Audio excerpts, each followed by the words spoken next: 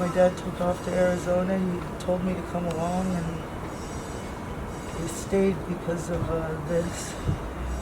Because I'm addicted to fentanyl and benzodiazepine, which are in fentanyl now, and this is where it all started. Well, not where it all started, actually. Probably when I was 18 years old, it was the first time I had hit a shot of heroin. Graduated from high school, I didn't know what I wanted to do with my life, so I wanted to go out and work. I really had a big crush on this guy. I really liked him.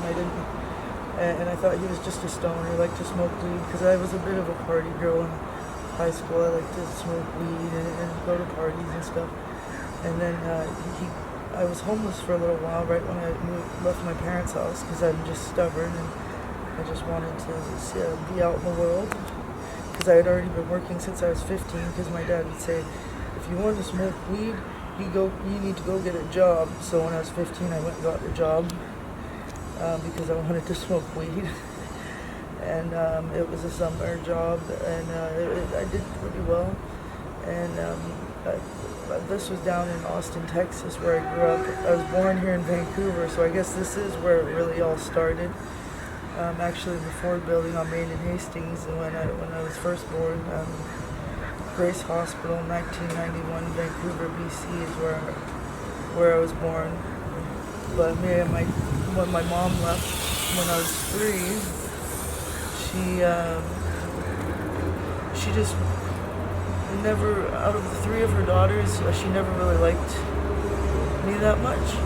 Even as a baby, I don't know why. My dad would say I would cry and cry and cry, and she wouldn't get up. He said some of the best times in his life were taking me out for walks at night, and that was the best times in his life. And are you gonna run off with it? Yeah, this is where I would say my start of saving people's lives and not putting the needle in my arm, but putting naloxone in people started. I would sit here. This was an alley that I frequented. It was named Piss Alley. I'm sure it still is. And this was an alley I would use in quite often. And when fentanyl first came out, there were tons of people just overdosing all the time. Every ambulance you heard was probably an overdose. And so, I would just sit here and get high, and people would be overdosing around me. And I had gotten naloxone trained in Kelowna with my biological mother. She did naloxone training with me at the doctor's office there, where we got to draw up the naloxone and stab a box and inject a box of naloxone with this doctor. And that's where I got my first certificate. And that was kind of a bonding experience for us, because she never really knew how to bond with me. She tried everything, but it's just one of those things. And then I had first aid training when I was about 25, because I was still a youth, and they had youth classes at the YMCA to get jobs and stuff and to make resumes. And I was still living down here, but I always strive to try to want more for myself.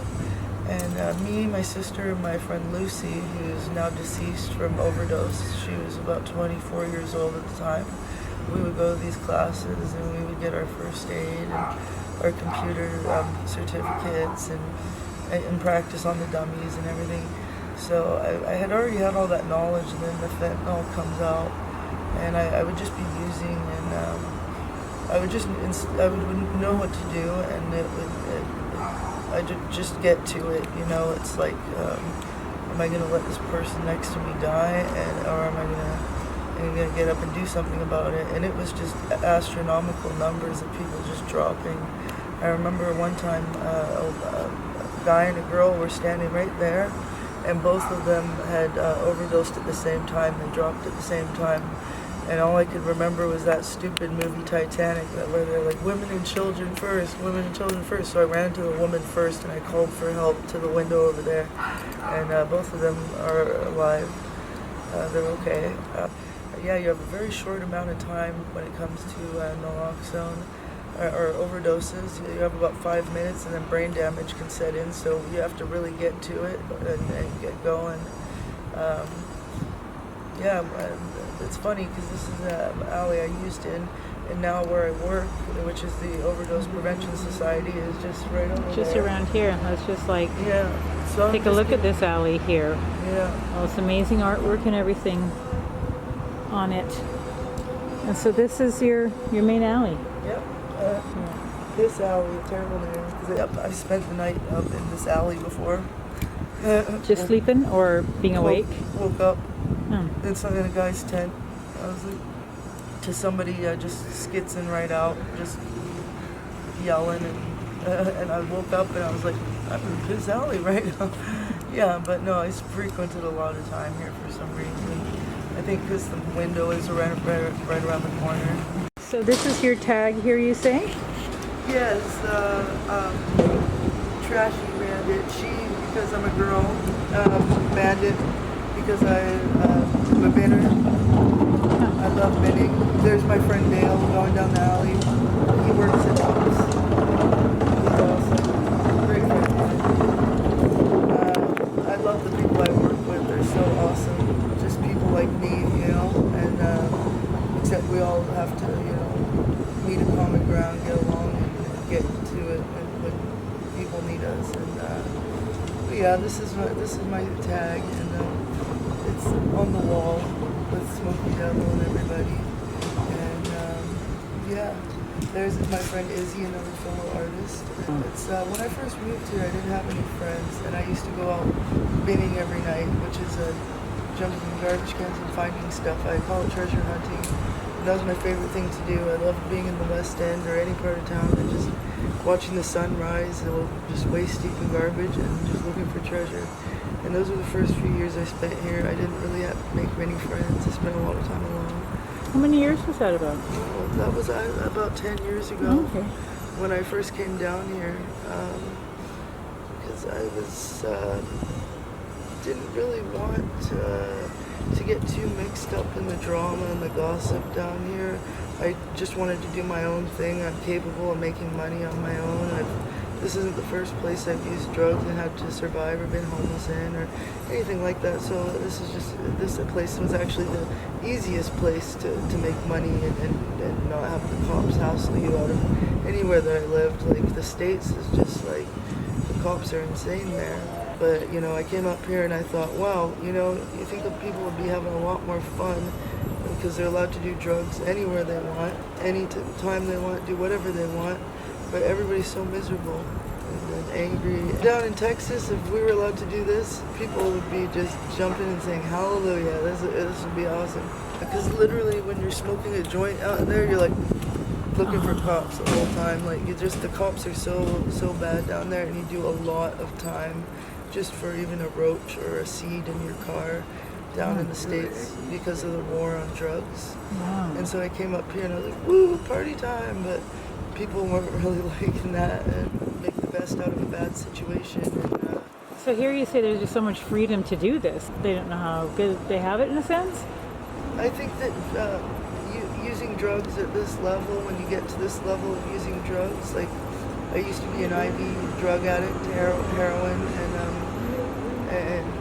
and speed and everything else. And when you get to this level of being here, and this is kind of the bottom, where else to go? They always say, go west, young man, go west. Well, where else is there to go? There's the ocean, or you're dead, pretty much. And this is kind of the bottom, I guess. So you've gone say. as far. So you're thinking it's the bottom, and how do you feel about that? But it's also the top at the same time, because it's all about my perspective and how I've decided to look at it and turn it around. Sorry about that. Do you have any vitamin C? They do in there. Oh, they have there? Yeah. Thank you. And it's just all about perspective. He's fine. I just checked on him. Yeah. Sorry, there's somebody behind us that people are worried about, but he's fine. He's just getting a good rest. Okay, we'll just take a moment break here. Hey, he's fine.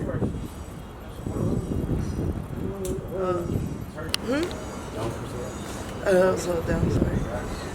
Oh, so you're just saying that guy just probably having a good rest. A good rest. Yeah, I see it all the time. He was looked at me, I'm watching him as I'm talking and watching his breathing. Yeah. Because when people OD, their breathing is usually or these death gurgle noises. The death gurgle is when you definitely know, and they turn a shade of blue. Yeah, and drool, and they're non-responsive whatsoever. And gray is when you've totally lost them. Yeah. Wow. Surprisingly, I've seen that. Never at Ops. Ops has 100% no death rate, which is awesome. We're on the ball there. But I just had a crazy idea one day because I learned that I had an opportunity to go to school here because I'm on disability, and they help disabled people go to school.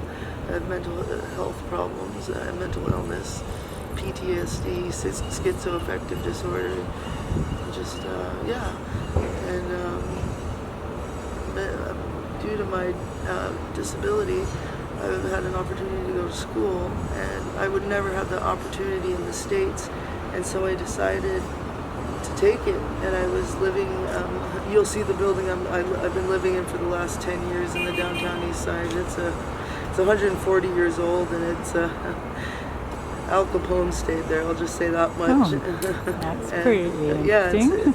It's a different. It's all still the same. It's Oh, I can't wait to see it. yeah. It's definitely got an energy about it. And So you were saying you went to school. What school did you go to?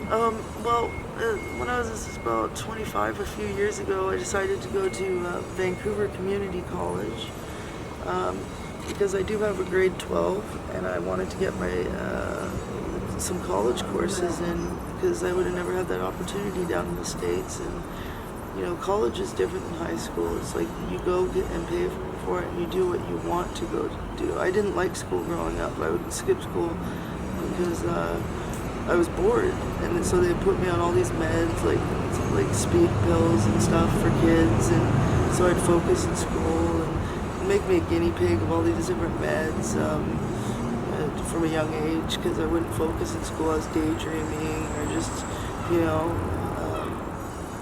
being a kid. You know, kids don't like to learn about standardized testing. And I was terrible at math growing up. I just wanted to play, right? And so they kind of put me on pills to see what worked for me, what didn't. Imagine going through puberty and being a guinea pig of all kinds of different pharmaceutical pills and just not knowing why and wondering what's wrong with me.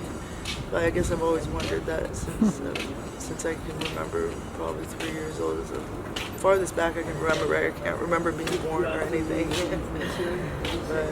But I think they say that's when a baby's first cognitive memory is, and that was when my first traumatic thing happened in my life was when I was 3. So that's probably about my first memory. And that was going to see my mother after she left my father and watching her boyfriend that she left him for. Watching the boyfriend that she left him for dump the dinner she made on his head and beat him up, and me and my sisters hid in the closet. My older sister hid us in the closet, and the cops came. I'd say that's the only good interaction I've ever had with the police. They gave me candy, and they were just worried about us kids because I was 3. And that was here in the States, or that was here in Vancouver. Okay. Right after she left my dad, and watching a man do that to her, it resonated with me. I remember it for the rest of my life. It's a different kind of world down here than anywhere else. I heard it's the largest free open drug market in the world in Vancouver. It's good. It's kind of like a little Amsterdam, but the North American version, I guess. Because I wasn't used to seeing all this out in the open where I grew up. Everything is very much low key. We have code words for things. We don't really do things out in the open. Fear of getting incarcerated or going to jail for long amounts of time, ungodly amounts of time, and 3 strikes you're out rule and whatnot. and here it's like it's okay. You They don't get in much trouble. for too much. decriminalized here. Yeah. But it does. If you're an addict, it doesn't really help you because it kind of just makes it too easy to access, and it also doesn't. What have I got to lose when I've lost everything already?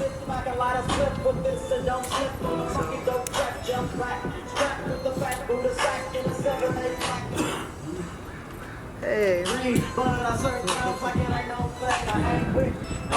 I'm good, how are you? Yeah, So there's the upside of the neighborhood where it's a vortex. It's hard to leave if you're an addict. There's There's the good other side. aspects, as in they have places like ops where you won't overdose. But I'm the kind of user that uses alone anyways. When I'm done at ops, I just go home and use alone.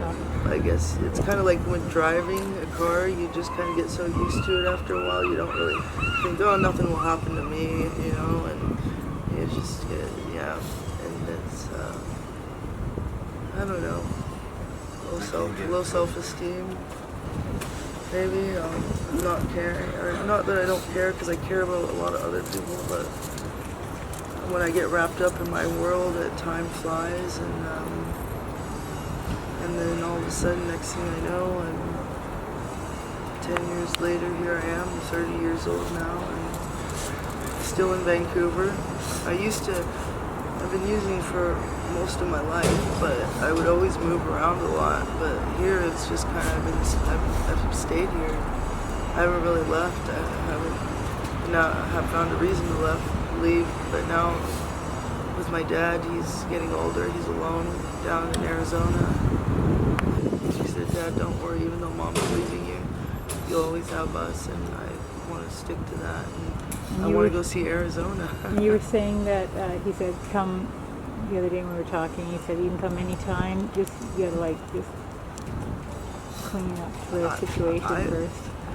He said I can come anytime I want. It's that I don't want to. Once I go back to the States, I have to make the decision not to want to do drugs anymore because. So you gotta be all cleaned up before you go there.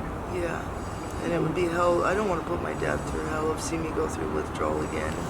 He's seen it so many times. I just want to be there, just ready to go and start having fun and building stuff. And So you plan to do that someday? Be at that place? soon. Oh, okay.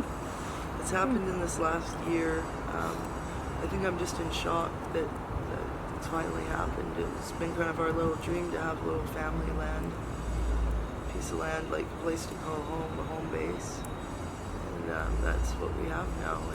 And me, my dad, my sister, my brother, he involved all of us kids. And, he's So you got just, something to really look forward to. yeah, there and and I'm work worried towards. about my dad. He's broken-hearted. I mean, him and my mom, I thought they'd be together forever. My stepmom, she was my sister's daycare teacher. I remember their first date. I was there for their wedding. I was their flower girl, me and my sister. And she was a lovely lady and taught me a lot of the morals and values I have today. The woman I am today, and I'm glad she raised me. And I miss her a lot. So it was really nice to hear that you and your daughter were going to do something. It sounded like something me and my mom would have done. I think it was easy for me to open up to you because I just needed somebody to talk to about this, because this is a really big thing that's happened in our family. Wow. But she won't talk to me or my sister or my dad. Oh, your stepmom won't talk to you right now at all? Yeah, we don't know why. She won't even tell my dad why she left.